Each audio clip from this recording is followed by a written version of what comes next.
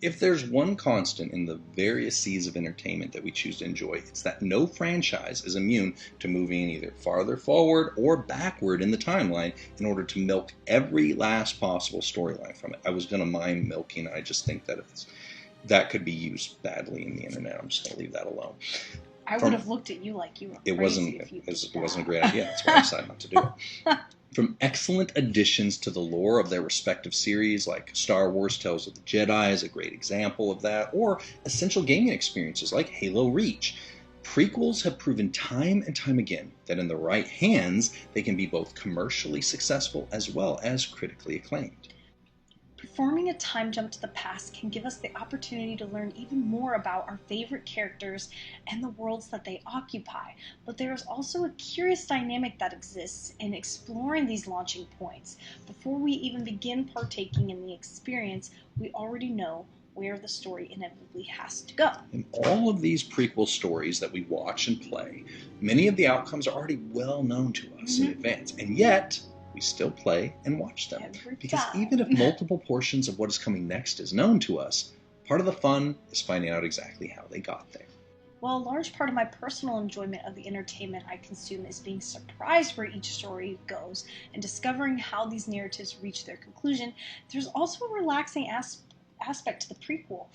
I was able to watch the Obi-Wan series with full confidence that no matter how crazy his ordeals would become, I knew he would be safe because, he kind of has to be, Well, yeah, because he exists many years later in the timeline. Yeah. So it would be kind of weird if he didn't survive his own series. He kind of needs to be there later on. The fate of the Master Chief was never in doubt in Halo Reach. We all knew that he was going to get off that doomed planet just fine. Plot armor in our stories is nice, but prequel armor is truly impenetrable because we know that these characters must press through their current challenges in order to show up for their predetermined roles later on in the timeline. For all the drama that may unfold along the way, there is a peace in the prequel knowing that the creator must eventually reconcile where we are currently at with where we know the story ultimately concludes. And one of the most challenging parts of walking with Christ is reconciling the reality of the Lord's love and care for us with the setbacks, tragedies, and disappointments that we face during our time down here. While our short time on this planet makes up only the tiniest fraction of our eternal existence, it can often feel like this life and the battles we're currently enduring is the most permanent part of it. And while we can read encouraging verses and hear inspiring messages that remind us of the joy that awaits us at our journey's end, these uplifting thoughts can often feel very divorced from the harsh realities that we face within our current predicaments. Whether these challenges are staring us in the face from the moment we first open our eyes in the morning, or they're just the last battle we face as we buckle under our burdens and collapse into bed at the end of another long day, they are real. And often these present adversities can feel far more real than any amount of promised future happiness. Like the Apostle Paul in 2 Corinthians, I have a feeling that we've all felt the crushing pain of the present and found ourselves teetering on the edge of our ability to keep our heads above the troubled waters that surround us. Look at what Paul said. I'm sure we have all felt this. We are hard pressed on every side, yet not crushed. We are perplexed, but not in despair. Persecuted, but not forsaken. Struck down, but not destroyed. Always carrying about in the body the dying of the Lord Jesus, that the life of Jesus also may be manifested in our body.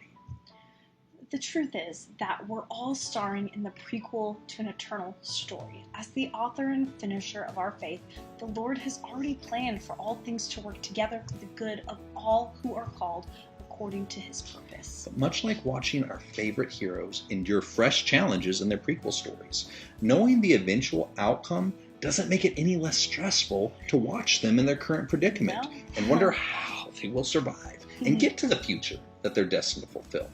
I knew going into Tales of the Jedi that Ahsoka Tano grows up to become a powerful Force wielder. But I was still on the edge of my seat as I watched the infant version of her get kidnapped by a vicious predator. Even when we know that there is a predetermined outcome to the stories we're watching and playing, our emotions in those moments can override our most rational thoughts and cast doubt on what we know to be true. So what is the point of these prequel experiences that we endure in life? Why does the Father allow these storms to come if he is the Lord of the wind and the waves? The truth is that sometimes the Father chooses to calm the storm that we're in, and other times he calls for us to come to him and walk across these troubled waters. And on many occasions, he simply reminds us that while this current leg of our journey will result in a shipwreck, it will, he is still in total control of the final outcome if we will hold on to him in faith. Yeah, Paul had shipwrecks all the time. It was just kind of the way a lot of his voyages ended. And that is the most consistent part of what Jesus asked each time he demonstrated his power over the battles that we are facing during the storms his followers faced during this time on earth. Whether it was when he was sleeping in the boat or whether he was walking on the water, he was asking them, will you reach out to me in faith, or will we recoil in fear? Christ's mastery over all of those storms was never in question, the same way they're not in question for the storms we face. Our ability to see him as the master, regardless of how he chooses to resolve it, that is the point of each of these lessons. He demonstrated that he is capable of calming the storms in a variety of ways so that we can place our complete trust in him. Even in those times when he doesn't choose to calm them, he simply saves us from within them. Our peace cannot come from what he does to our storms.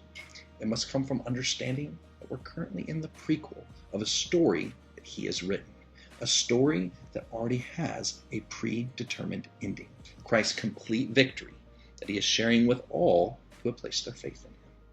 When watching or playing a prequel story, I can relax knowing that the main character will overcome the overwhelming and seemingly inescapable challenges that they are currently facing, even if things aren't looking up at the moment.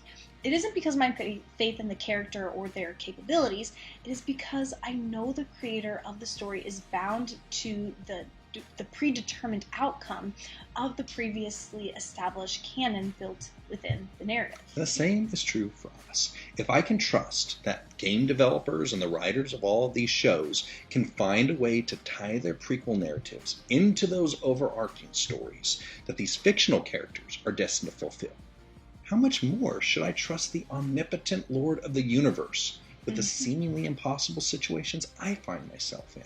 The way he chooses to resolve my present turmoil may not be the same way he addresses it with you or with others. It may not even occur in the same way he has solved my previous problems. He may calm the storm, ask me to come out and walk to him in the midst of the storm, or simply guide me to endure it and trust that I will safely make it to the other side. But that's the great thing about knowing the one who's writing this prequel story that I'm in. I know he will be faithful to see me through to the other side of it because he promised. As both Peter and Paul would share in their reflections about the storms that they face, if we will place our faith in the Lord and walk in obedience through whatever prequel storms in life we are currently facing, the Lord will be faithful to bring us through to the end game that he has promised to each of us as well. We can have peace in the prequel, no matter how crazy these storms in life get, because we know how the story ends for all who have put their trust in him, in eternal victory beyond our comprehension.